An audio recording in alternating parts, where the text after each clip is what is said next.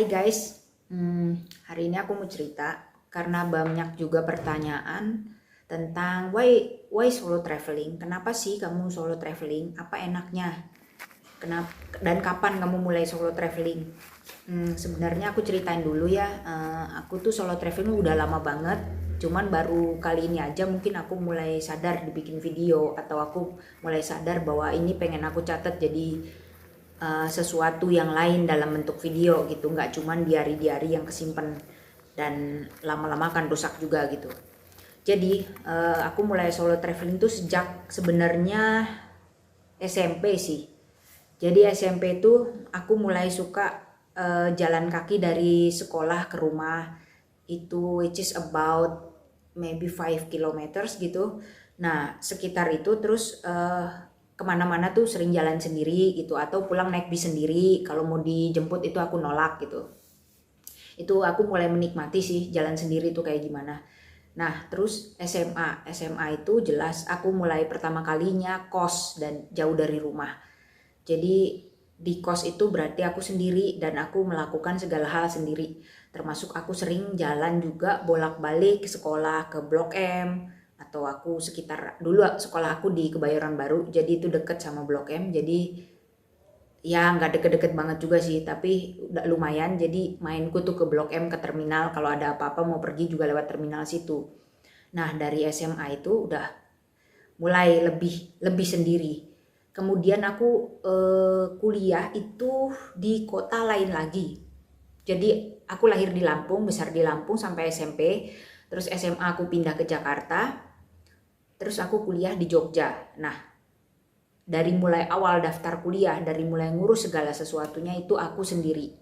Dan itu aku naik kereta dari Jakarta ke Jogja atau naik bis dari Jakarta ke Jogja dan sebaliknya. Jadi itu seminggu bisa 2 kali atau sebulan bisa 3 kali lah. Itu aku bolak-balik untuk ngurus berbagai hal eh, berhubungan dengan kuliah pertamaku itu di Jogja.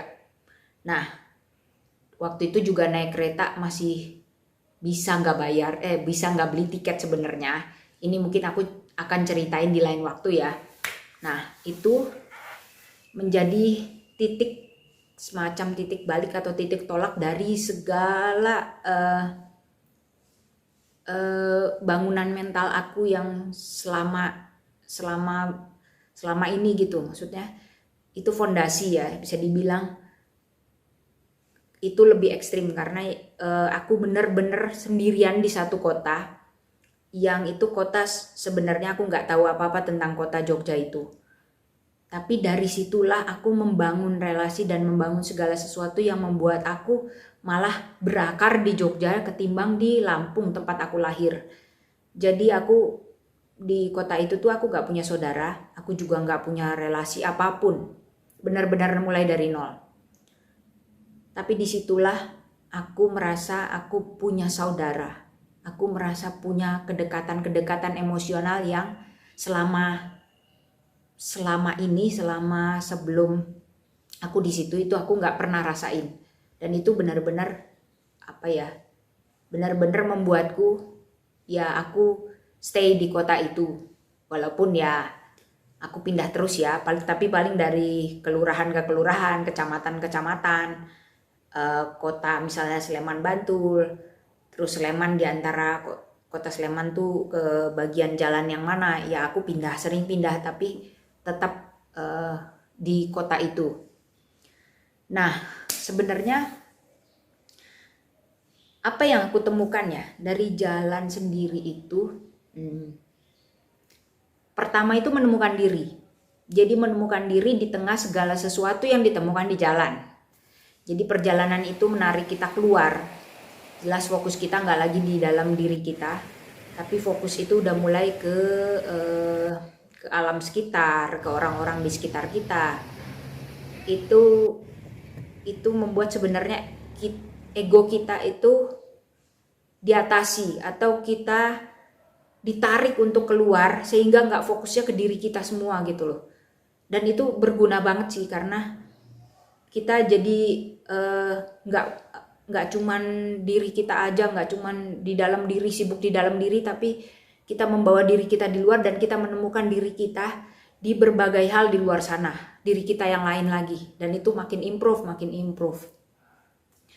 Nah, dan dari situ juga itu membentuk pola pikir sama mindset kita, dan tentu saja itu mengolah mental kita. Dan itulah nggak tahu kenapa aku tuh sebenarnya aku ketagihan dengan jalan sendiri. Ya selain karena beberapa orang sering, maksudnya ketika oke, ikut, tapi tiba-tiba pas detik terakhir batal, nggak bisa. Oke, pada akhirnya aku berpendapat pada akhirnya ya kamu sendirian. Oke, it's okay gitu loh. Akhirnya ya aku membentuk ya diriku dan aku menikmati banget akhirnya gitu. Nah, terus selain itu yang sebenarnya sekarang Pak lagi tren sih ya, self healing mungkin ya. Nah, kenapa sih perjalanan bisa self healing? Dalam perjalanan itu kita kan nggak fokus di dalam diri dan pikiran kita dan kerasan kita segala macam yang berkecamuk ya. Tapi kita fokus di luar diri kita. Nah, ketika fokus itu di shift, diubah, kita mulai melihat hal-hal yang lebih luas di luar diri kita, dan itu meminimalisasi banget hyperthinking kita. Nah, dari sisi itu tuh kita mulai mengurai segala macam kompleksitas di dalam diri kita dengan cara yang tidak kita sadari sebenarnya. Dan itu sebenarnya proses ya. Makanya kenapa aku suka pergi sendirian, karena lebih banyak kita akan fokus ke luar diri kita ketimbang sama teman atau rombongan. Karena kalau sama teman atau rombongan kadang-kadang kita fokus ke kelompok kita sendiri gitu. Nah itu sih. Yang terakhir ya tantangan ya, sebenarnya kalau ditanya tantangan dari jalan sendirian, itu tantangannya sebenarnya pertama tantangan budaya dulu sih. Karena mindset di kita itu jalan sendiri itu, apalagi perempuan, itu nggak pantas lah, itu nanti bahaya lah, itu nanti ya pokoknya segala sesuatu deh tentang itu. Nah terus pandangan itu menimbulkan stereotip negatif ya, dalam arti tuh pergi sendiri tuh nanti gini. Jadi teman-teman kerabat semua itu cenderung melarang. Kami khawatir dan sebagainya. Kamu nggak tahu apa-apa di luar sana dan sebagainya. Intinya pertama benturanku adalah budaya. Dan sebenarnya dari kecil itu perbenturanku adalah budaya. Karena di saat orang-orang perempuan wajib begini, aku melakukan sebaliknya. Nah, itu tuh udah benturan. Ya termasuk di jalan sendiri ya. Ya sekarang zaman ini udah banyak banget yang jalan sendiri kayak. Tapi waktu aku mulai jalan sendiri itu bener-bener ya paling kentara itu soal budaya. Dan budaya itu direpresentasikan oleh orang tua, masyarakat, teman-teman sebaya, dan sebagainya. Ya sehingga otomatis yaitu melempar aku jalan sendiri dan aku menikmati itu. Nah sekarang aku udah punya temen jalan, Papir namanya. Jadi gak sendirian lagi. Sebagai manusia sendirian iya, tapi sebagai jiwa no. Sekarang ada Papir, anjing mixed breed yang aku adopsi sekitar 5 tahun yang lalu. Thanks for watching, jangan lupa subscribe dan like ya.